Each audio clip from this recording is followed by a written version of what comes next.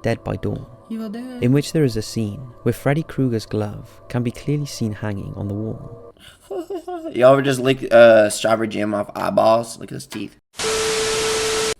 Reapers, what's this good? It's your boy Laser. He's doing a scary reaction video. You know, scary content. So I knew it was a 5 horror movie Easter eggs you were too scared to spot. Guys, there's so many scary Easter eggs.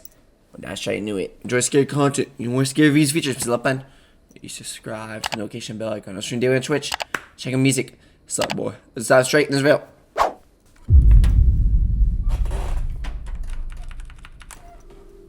While the term Easter egg is relatively new, the concept of discreetly hiding images, references, and even cameos have been around for ages. Typically we associate these finds with the more family-friendly fare. Things Woody. like Pixar and Disney. Woody, can you eat my pee-pee, yes, Woody? But great Easter eggs nowadays can be found in just about every genre of film, mainstream or not. Dude, that cut is a whole crime, man. Anyone that has this cut, ooh. We got a bald-headed boy over here. Is that The Rock? Including horror movies.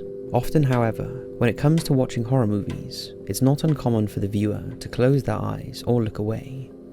Whether it's a particularly gory scene or frightening jump scare, it's easy to underestimate how so many hidden gems can go unnoticed, even years at a time. So let's take a closer look at the top 5 horror movie Easter eggs you are too scared to spot. Hit those lights, sit back. I'm watching this during day, so kind of can't do that. Freddy vs. Evil Dead. When it comes to horror movies, few names stand out quite like Wes Craven. With an impressive career spanning almost 50 years, he is considered by many to be the father of modern horror movies. However, it was the creation of the infamous Freddy Krueger that has managed to stay in the pop culture spotlight since 1984. That's the thing about Freddy, man. When I watched this when I was young, bro, it was like, oh, I can't sleep anymore. It's like if he kills you in your dream, you die in real life, bro. It's like same vibes as I was talking about this in my other video. It's kind of crazy too, how our pain in real life can actually our pain in real life could not see in dreams the pain we feel in real life can translate into our dreams. Let's say if you have a huge scratch or bruise on you, bro, in your dream, whatever that bruise is stinging, in your dream you might have a monster munching on that spot. Sometimes your pain in real life, it's kind of just what you drink before you sleep, orange juice, all that shit, you know what I'm saying? Most orange of us juice are makes already your dreams familiar more with vivid, these or stories, as apple involving juice, I don't know, scenes fucking from lemon juice. 1981's Evil Dead playing on the TV in the background, while the main character Nancy is dozing off. I'm the main character. What may not be as well known was the return homage director Sam Raimi slipped into his 1987 sequel Evil Dead, Dead by Dawn, in which there is a scene where Freddy Krueger's glove can be clearly seen hanging on the wall. Interesting to note that said glove was not a replica, but the real original glove from A Nightmare on Elm Street. When I was young, bro, I used to think that Easter eggs meant eggs that you find Easter. An added bonus to this was that Wes Craven can be seen wearing a get-up very similar to Freddy Krueger's when he had a cameo. There's something about movies in the 80s, so eerie. Something so eerie about movies in the 80s. Janitor in another of his now classic films, Scream. The Shining. This 1980 classic, directed by the legendary Stanley Kubrick, who we are producing a documentary on, could have a whole top 5s list on its own, from notoriously controlling each and every single frame. All work and no play makes evidence that supports the theory that Kubrick was involved in faking the moon landing. The Shining is arguably one giant Easter egg on its own. There is even a whole documentary called Room 237. Dude, The Shining, this is probably the best movie in the fucking 80s, man. The best movie in the fucking 80s. Or just the best horror. I'm going to be honest, The Shining might be the best horror movie I've ever seen. And it was made in the 80s. Jack Torrance. Jack. All work and no play makes Jack a horny bitch. That was when we realized that Jackie lost it. Jackie boy. Jack my meat. You guys ever just have someone break down your door and they say, here's Johnny, start doing this. You ever just break down your door that with your goes meat? into great detail surrounding the many theories behind the I hidden love this movie. meanings and imagery I've seen of this this movie so many celebrated film. As a revered horror masterpiece, it might surprise you to know that Stanley Kubrick and acclaimed author Stephen King were not on good terms. Their personal dissatisfaction with each other could be felt, not only on set, but even years after its release. King has not been shy in interviews, voicing his dislike for the film, even going as far as saying that the 1997 TV miniseries was the superior adaptation of his work. The two strongly disagreed on just about every single aspect of the movie, from casting and set design all the way to the very ending of the film itself. There is in fact one scene in particular that alludes to this feud in a subtle yet interesting way. It's a scene when Dick Hallorann is driving to the Overlook Hotel in an awful snowstorm. He comes across a clearly wrecked red Volkswagen Beetle, Snow, which appears to have been mangled by a semi-truck. In the opening scene of The Shining, you might recall the Torrance family also making I would kill to like drive down like a fucking road like this, man. The atmosphere. There's something so eerie about just hearing like wind too. Way to the Overlook Hotel in a yellow Volkswagen Beetle. As it should be noted in the book, the Torrance family owned a red Volkswagen. Many believe that this was Kubrick dismissing the author and gloating his genius over the original source material. Where? The Silence of the Lambs. This Academy Award-winning film broke significant ground on how horror movies were perceived by audiences and critics That cell is really stone. alike. Based on the 1988 novel of the same name, Terminator type music. Silence of the Lambs is widely considered one of the best serial killer movies of all time. Never The seen film it. is subject to many notable scenes. Arguably It's crazy, the most like, see, the thing about me doing reaction videos, like, the hardest part about doing reaction videos, bro, is my ADHD. Like, I say this all the time, man. Like, I'm just, like, it makes, like, it's just hard to pay attention. Like, my dopamine levels are, like, much lower. So, like, things that people find amusing isn't amusing to me, you know what I'm saying? Like, I just get bored very easily.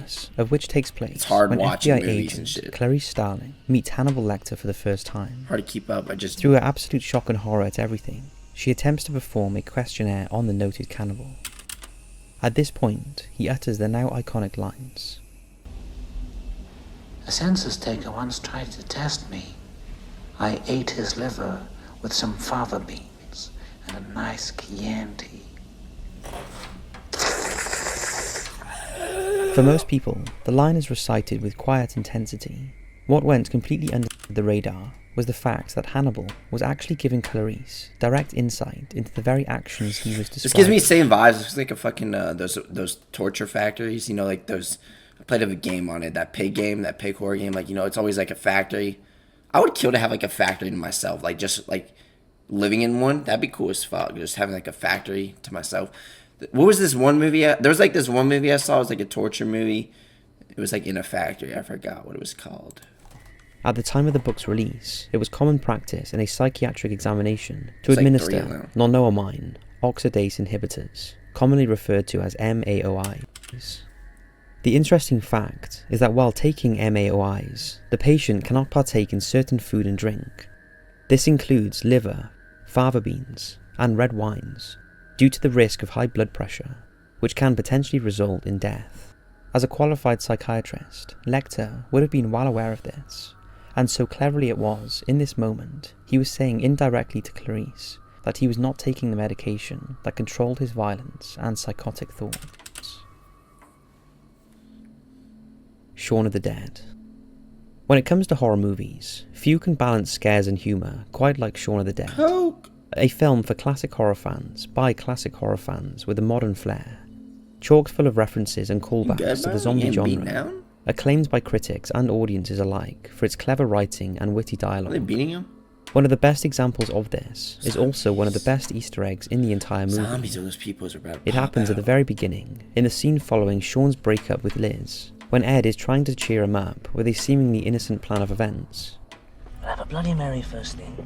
Have a bite of the King's Head, couple of the little princess.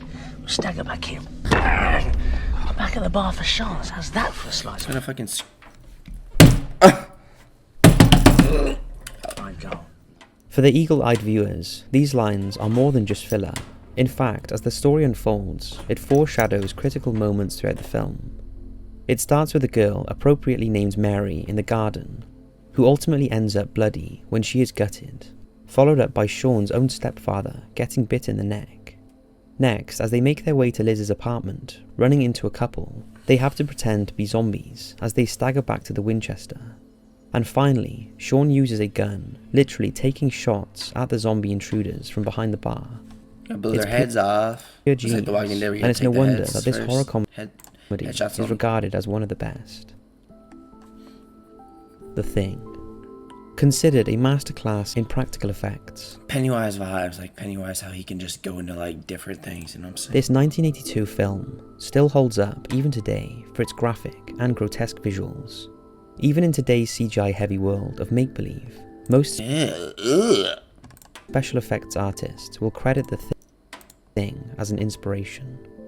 Believe it or not, The Thing was actually a remake from a 1951 black and white movie of the same title. It's now often referred to as The Thing from Another World to distinguish the two films, and both were based off the book Who Goes There? This is surreal. Written in Who goes there? Look at those eyes. Look at that red. I can't see it. That red bloody eye. You high, boy? Y'all ever just lick strawberry jam off eyeballs? Look at his teeth. 1938. Both plots revolve around a crew of American scientific researchers working in the brutal Arctic landscape. The story wastes no time before plunging into an invasion of the Body Snatchers' territory, as an unknown creature kills off the crew by taking on entirely each of their likeliness in the process. With its simple premise and zero subplot, it might surprise you to know that the 1982 version starring Kurt Russell had one of the biggest horror movie Easter eggs. Look at all that snow, bro. It's like very cummy. It's very cummy. Y'all ever just cum in your asshole? Within the first opening shots of the movie. The movie starts with a Norwegian exploration team attempting to shoot and kill an Alaskan husky running through the snow, all the while frantically yelling in Norwegian. Unable to understand their European counterparts, the Americans end up stopping in what is perceived as a senseless action. What was lost on both the characters in the movie, as well as in the non-Norwegian speaking audience, was the Norwegian crew were actually shouting, "Get the hell away, it's not a dog, it's imitating a dog, it's not real, get away idiots." The whole nightmare of a situation was not only revealing, but could have been entirely avoided with better communication. Doggy. Coincidentally, there was another addition to the theatrical world of The Thing. In 2011, a third movie, also of the same name, was released. Suffering from poor reviews, terrible CGI effects, and a consensus that nothing is sacred in Hollywood anymore. I guess Hollywood. You want to know the biggest secret they hide in Hollywood? How they treat the actors. They whip them. Like they whip cows. You ever just have whipped cream from your mother? When your husband, or not your husband, your daddy whips your mom, and then you have the whipped cream that comes out of her big bowling balls. The irony is that the 2011 film was not in fact a remake at all, but rather a prequel. That I swear, bro, like nowadays, like horror movies are like, I don't really watch horror movies anymore. It's like just movies in general. Like they're all like, especially horror movies, they're all repetitive now. It's like either like remakes, sequels, or like just like the same concepts. Like back in the 80s and like early 2000s, I would say like the horror movies were much more like unique, you know? It's all the same bullshit. I think movies are just dying in general now. Like I can't remember the last time I actually sat down and like straight up watched a movie, let alone like in a movie theater, you know? So I know everything's like streaming. I can't watch movies. I'm not that I'm the type of person, I can't sit down and watch movies, you know? We explore the Norwegian science crew side of the story before the events of the better received 1982 version. Due to poor marketing and producer interference, most people never got to make their own conclusions.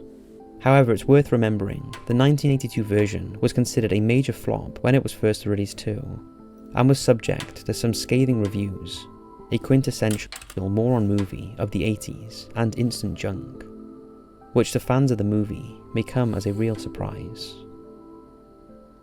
So that's 5 Easter eggs in horror movies. Well guys, if this video enjoyed it, which one of those horror movie Easter eggs?